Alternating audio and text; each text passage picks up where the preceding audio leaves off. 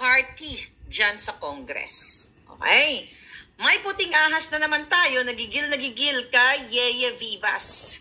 Alright? Kay Yeye Vivas na Chief of Staff ni Sandro. Alam niyo na may mga puting ahas natin dyan na gumagapang-gapang, ay tagabantay ko yan. Alright? At nakikita ng aking mga puting ahas ang ginagawa ng ginayupak na anak ni Kuting. Okay? Ano yung ginagawa niya? Balikan natin kung sino si Sandra. Okay? Na nagnilalaki pero binabay at trying to portray na siya ay babaero. Okay? Trying to portray na siya ay what? Kilabot ng mga beauty queens. Bakit siya kilabot ng mga beauty queens? Okay mga kababayan, kung natatandaan ninyo nung December 1st, ay meron akong in-expose sa inyo na binibiktima, okay, ni Sandro at ang anak ni Villar na si Paulo Villar, ang mga kababaihan. Okay, balikan natin. Punta tayo kay Sandro dahil siya yung highlight ngayon. Ang ginagawa nila sa mga beauty queen, okay, ay ino-ofera ng kondo, pera, travel, luxury, you know, anything na luxurious or lifestyle. Wow! Ginagamit ang pera ng bayan! Or lifestyle here in the world, ino-offer ni Sandra. Sandra ka na yung bakla ka.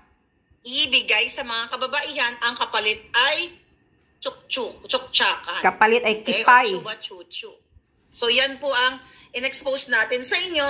Then, ang target age nila ay 18 to 21 years old. Ang pinapangako po ni Sandro ay ang pera ninyo, pera nating lahat, pera ng taong bayan na pinangbabayad sa kondo, pinambibili ng kung ano-ano mga luxurious items, bags, travels, designers, and everything. Okay? Sa mga kababaihang kumakagat dito. Di ba sinabi ko sa inyo, ang nag-expose nito sa akin nung una ay nanay, kasi natatandaan ko, ang nanay ng isa sa biktima na ayaw pumayag ng bagets, okay, ng bagetching, na magandang dilag, okay, magandang babae, sa kanilang offer. Kaya naman, you know, hindi siya pumayag na bayaran ng kanyang bilhin ang kanyang kaluluwa ng pera ng bayan. So, yun yung expose natin. So, kita nyo kung gaano kahayop itong mga to. Paskong-Pasko ngayon palangga, dapat na nagsasaya tayo dahil meron kayong mga handa sa inyong hapagkainan, pero hindi tayo pwedeng tumigil dahil hindi tumitigil ang kahayupan at pagnanakaw ng pamilya ni Kuting, ni Tambaloslos, ni Ahas at ang mga jejemonyong nasa Senado at Kongreso. Bakit? Last Christmas party sa Congress, mga palangga, okay? Ikaw, Yeye Vivas, ikaw, Sandro, unang-una, okay, bago natin ituloy uli ang ating pasabog, mga palangga, si Sandro ay dapat wala na dyan sa kanyang pwesto dahil tumanggap siya ng bribe galing kay Abel Bacudio na Rolex. At yan ay labag sa ating batas, labag sa mata ko, labag sa mata ninyo, ang pagtanggap ng Rolex watch kapalit ng mga projects. Dapat yan, expulsion, removal. Correct. Kung mayroong batas pa tayo sa Pilipinas. Pero walang batas eh. Hindi ma-remove si Sandro dyan sa pagtatanggap ng bribe. Dahil first-hand information ko yan, ang nagkwento mismo sa akin yan ay si Abel Bacudio. Kaya hindi nga yan pagsisinungaling. I can present even resibo. Resibo ng kanyang pinagbilhan.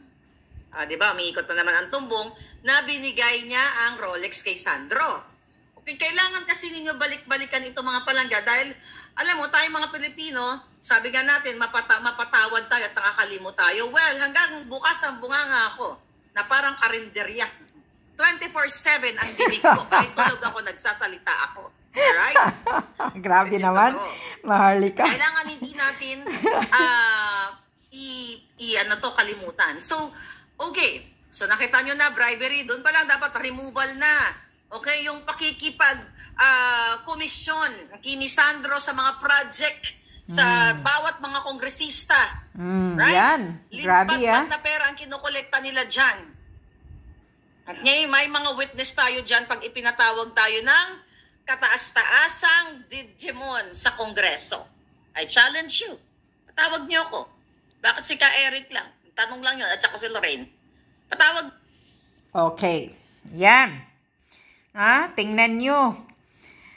Nagpapakunyaring playboy ka animal kang Sandro. Isa ka palang magna. Isa ka palang kurap. Tumatanggap ka ng bribe. Grabe, Grabe talagang batang... totoo pala yung sinasabi ni, ni Marcos. Batang-bata pa. So, kurap. Nakakahiya kayo. Kaya no more Marcos, mga animalis kayo.